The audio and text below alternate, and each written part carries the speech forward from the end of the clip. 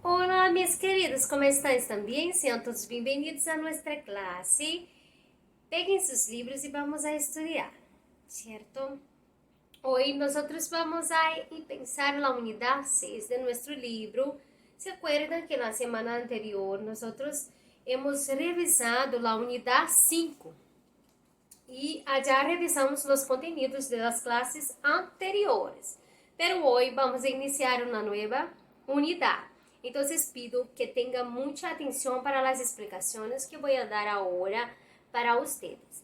Abran sus libros de español en la página 67, que es donde empieza la unidad, ¿cierto? Vamos ahora a compreender este inicio. ¿Está bien? Bueno, elige bien, elige sano. Esta es una frase muy importante. Nosotros debemos elegir bien todo lo que nos cerca y elegir sano de una forma buena, de una manera que no nos haga ningún tipo de mal, ¿cierto? Entonces vamos a comprender esta frase, elige bien, elige sano. Para empezar, contestem estas perguntas aí em seus cadernos, certo?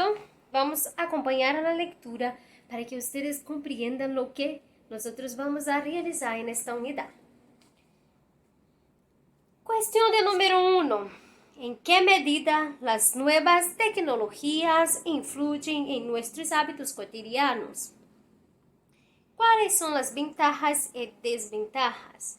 Miren que na unidade 66, na página 67, há algumas informações. Vocês conseguem observar allá. Miren que há muitas pessoas que estão sentadas e elas estão alimentando-se, estão comendo algo. Então, vamos a compreender agora. Bueno, em la questão de número 2, em tu opinião, ¿qué actitudes promueven cambios saludables en nuestra rutina? 3. ¿Qué papel juegan las ilustraciones y los medios de comunicación en la promoción de hábitos más sanos? Creo que ya dio para que ustedes comprendan lo que vamos a estudiar en la unidad 6. Vamos a aprender sobre hábitos saludables. De que maneira nós devemos nos alimentar, quais são os alimentos específicos, quais são os alimentos que fazem bem para nossa saúde, quais são os alimentos que não são apropriados para que nós consumimos, certo? Então, vamos aí. De primeiro, contestem essas perguntas aí em seus cadernos. Questão 1, 2 e 3, da página 67. Certo? Então vamos a compreender. En esta unidade, acompanhe. En esta unidade, vamos a discutir uno de los problemas de salud que se asoma en el siglo XXI. Nuestras elecciones alimenticias y el problema de la obesidad, advirtiendo su relación con nuestros hábitos cotidianos por medio de textos diversos. Vamos a conocer un poco más sobre esta realidad en los países hispánicos y discutir las nuevas tendencias que envuelven la alimentación sana y ética. En ese proceso vamos a emitir nuestra opinión sobre el tema por medio de la interpretación y producción de una reseña y reconocer también posteriormente los heterosemánticos, las palabras que son conocidas como falsos amigos, ¿cierto? Eso nos vamos a aprender en las próximas clases, pero hoy nosotros vamos a leer y comprender sobre algunos textos que hablan sobre la obesidad, sobre los problemas de salud, la mala alimentación, que hace un mal muy grande para nuestra vida. Entonces vamos a acompanhar. 68. Leyendo y comprendiendo. Leia aí. Em 2014, se lançou um livro em vários países do mundo que chamou a atenção de todos por el carácter político que envuelve el acto de cocinar. En Brasil, el autor Michel Poja lo presentó en la Fiesta Literaria Internacional de Paraty, uno de los eventos más importantes de seguimiento. Miren que ustedes ahora van a realizar unas preguntas ahí personales de su propia opinión. ¿Quién cocina para tu familia?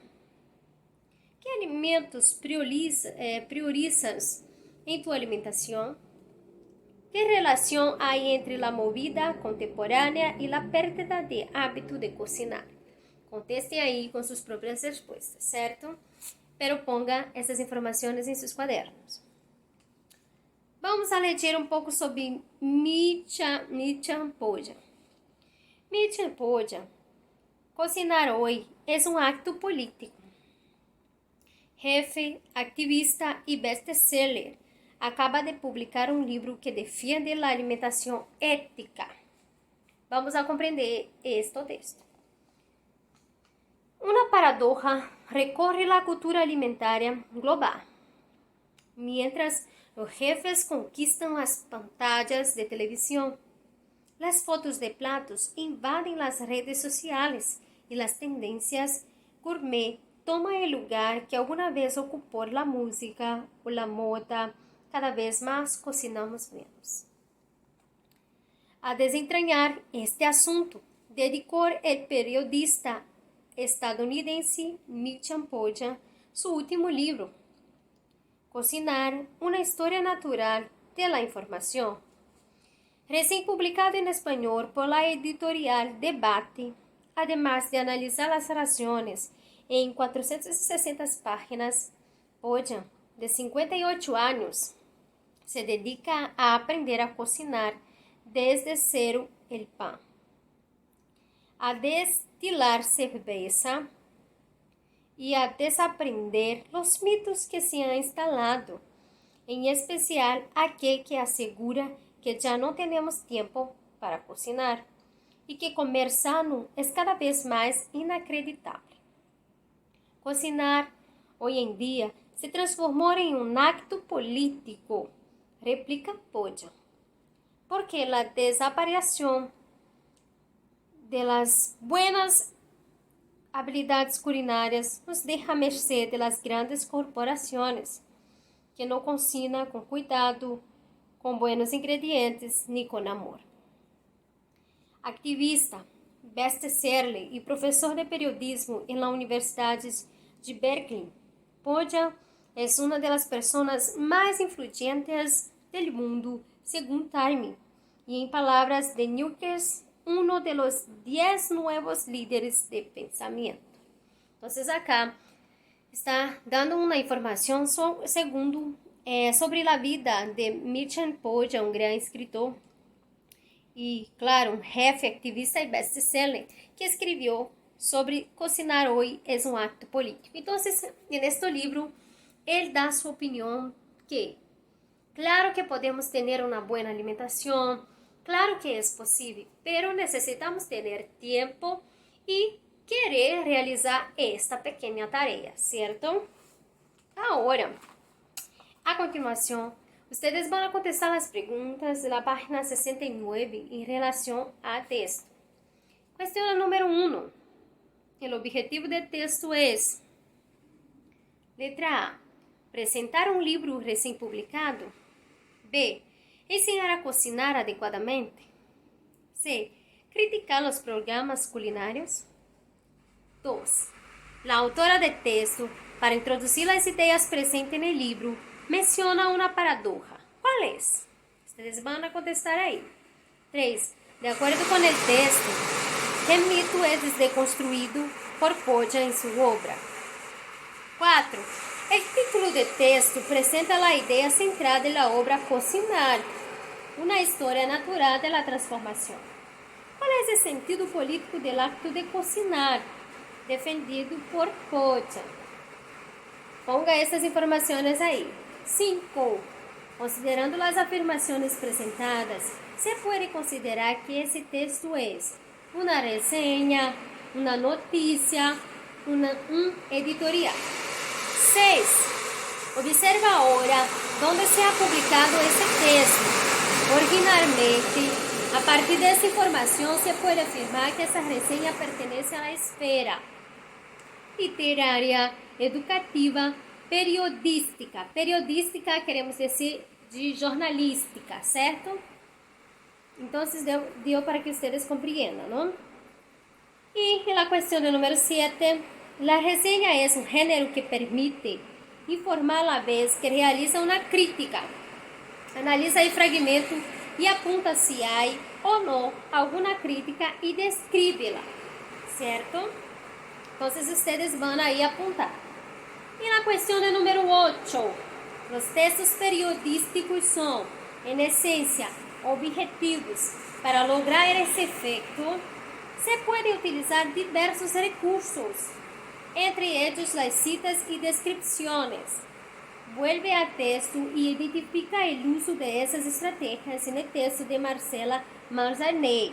Ustedes van a comparar y van a contestar aquí, ¿cierto? Ahora vamos a continuación. Vamos para la página 70. Vamos a ver lo que se pide allá. A continuación, nosotros vamos a cuestión número 9. Otro recurso utilizado son las escenas dialogadas, presentadas en el texto en forma de entrevista con el objetivo de fortalecer al lector a certidumbre de credibilidad. Una de las informaciones más famosas de Podian sobre comida es: comer comida, no demasiada, sobre todo vegetales. Ahora lee parte de la entrevista que acompaña la reseña publicada en el periódico La Nación. En ella, Podian desarrolla sus ideas. Por atención a las informaciones presentadas y haz la correspondencia adecuada. Podian explica como se produce la comida actualmente. Podian dar consejos sobre cómo alimentarse. 3. Podian caracteriza los hábitos alimentares contemporáneos. Entonces, ustedes van a observar ahí y fijar lo que realmente se pide. Lea estos fragmentos.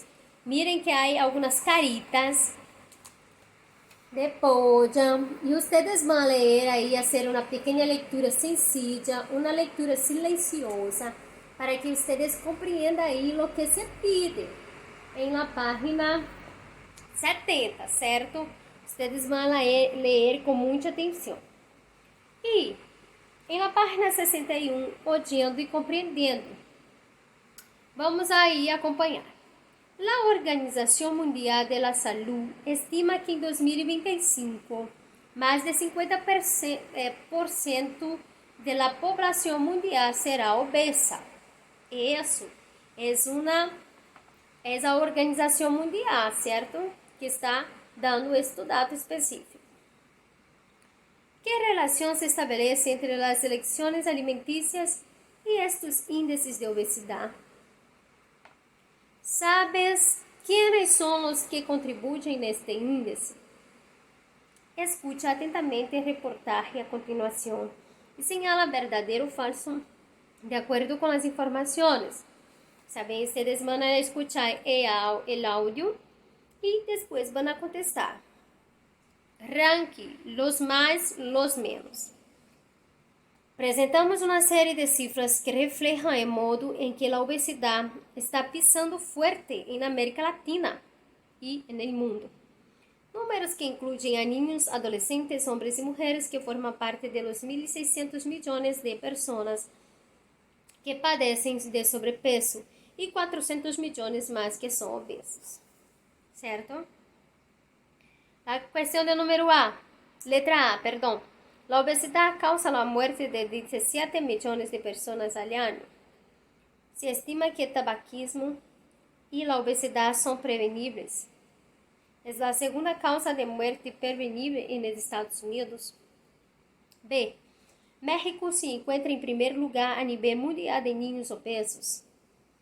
Un 40% de la población mexicana padece de sobrepeso. 3 de cada 4 adolescentes em México são obesos.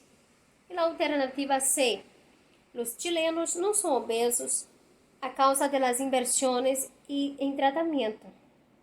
Há mais de 60% de obesos e pessoas com sobrepeso em Chile. Há mais de 3 milhões de chilenos com sobrepeso. E vocês vão continuar. Letra D. Em Brasil, 40,6% da população adulta está por cima de seu peso. 38 milhões é o número de pessoas que participaram da encuesta em Brasil. 10,5 milhões é o número de brasileiros obesos. Letra E. Em Argentina, não há problemas com obesidade.